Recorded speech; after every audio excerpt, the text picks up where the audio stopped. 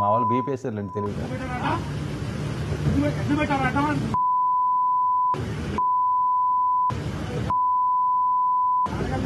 ఇంకెందుకు అన్ని బీపులు అదే అంటే మొత్తం బీపీలే ఉన్నాయి చూసారా?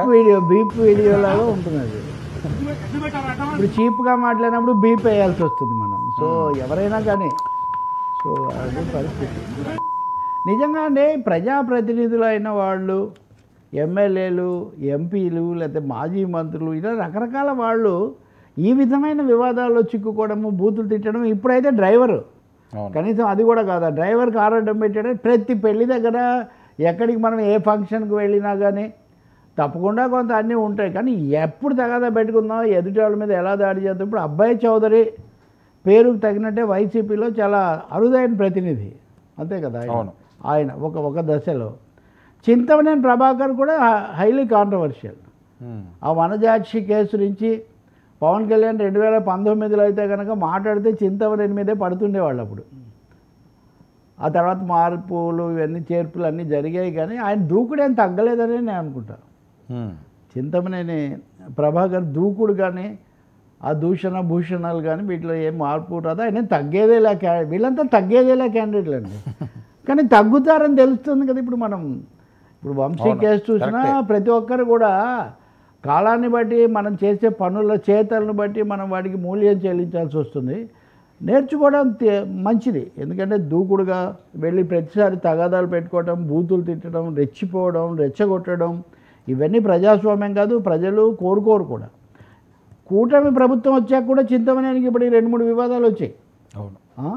ఇప్పుడు అబ్బాయి చౌదరి మేరకు ఎదుర్కొంటాడు, ఏం జరుగుతుందో మనకు తెలియదు. కానీ పైగా కారు నిజంగా అడ్డం ఉందా లేదా డ్రైవర్ మనకి ఎక్కడ తెలుసు? మనమేమి ట్రాఫిక్ పోలీసులాగా అక్కడ పాత్ర మనం నిర్వహించలేం కదా.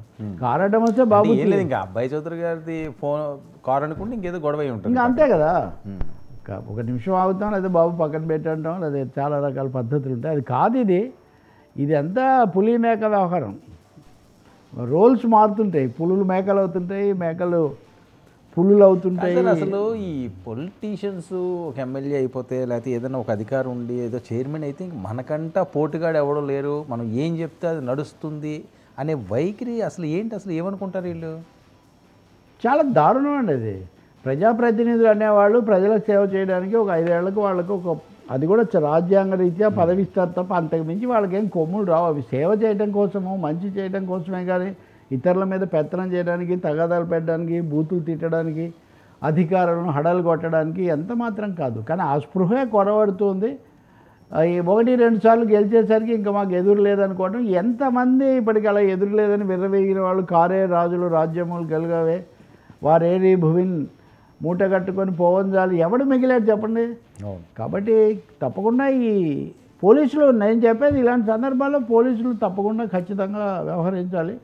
ఎవరు పొరపాటు చేశారు, ఎవరు చేయలేదు, ఏం చేస్తారు? అది పెళ్లి సందడి, అక్కడ ఎవరెవరు ఉంటారు బంధువులు, పెళ్లి చేసుకుంటే గౌరవానికి వాళ్ళు పిలిస్తే ఒకటి గుర్తించాలండి. ఇప్పుడు రాత్రి నేను తమ్మినేని వీరభద్రం గారి అబ్బాయి పెళ్ళికి వెళ్ళా.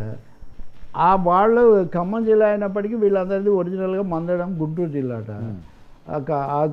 అన్ని వివిధ పార్టీల వాళ్ళు, ముఖ్యమంత్రి కూడా వచ్చారు. వీళ్ళందరూ ఎవరిని ఏ పార్టీ అయితేనండి ఒక శుభకార్యంలో అందరు కలిసినప్పుడు మంచిగా మాట్లాడుకుంటారు, మళ్ళీ వెళ్ళిపోతారు. కానీ ప్రతి చోట రాజకీయము, ప్రతిరోజు వ్యక్తిగతమైన పంతాలు, తిట్లు, లేకపోతే అహంభావాలు ఇవి ఏమాత్రం కూడా మంచిది కాదండి. సోషల్ లైఫ్ను మనం, సామాజిక సుహృద్భావాన్ని మనం కాపాడుకోవాలి తప్ప రాజకీయ తేడాలు, కుల మత తేడాలు ఇవి అంతర్గతంగా కలిసి మెరగడానికి ఏమాత్రం ఆటంకం కాకూడదు. పెళ్లి దగ్గర ఇదంటే అదే బాధ కలుగుతుంది మనకు. చూద్దాం మరి ఏం